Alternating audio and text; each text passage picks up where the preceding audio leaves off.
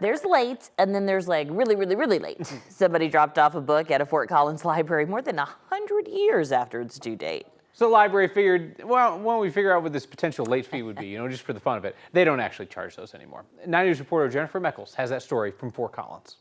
The book was checked out so long ago. It was before this building was even here. But this old copy of the classic Ivanhoe somehow has found its way back into the Poudre Library system. 105 years after somebody, somewhere, last checked it out.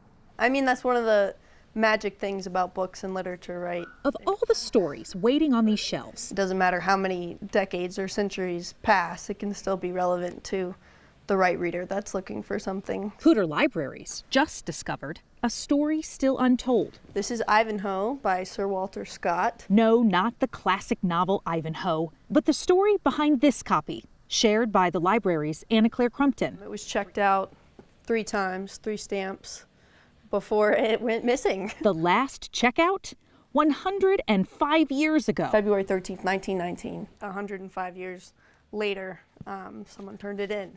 So here it is.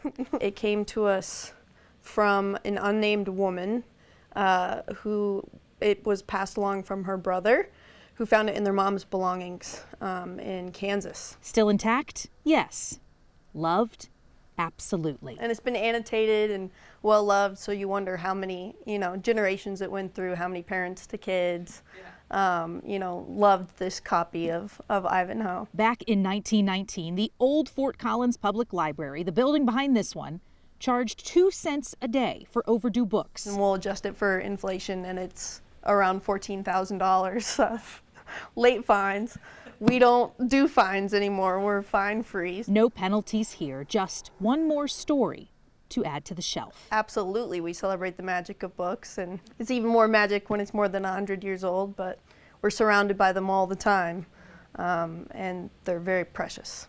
Poudre Libraries tells me they don't really know much about the people who returned this book, and they don't need to. They say that they have a lot newer copies of Ivanhoe on the shelves if you're interested in reading that book. But as for this old copy, they'd like to either donate it to a local museum or maybe put it on display here at their library. In Fort Collins, Jennifer Meckles, 9 News.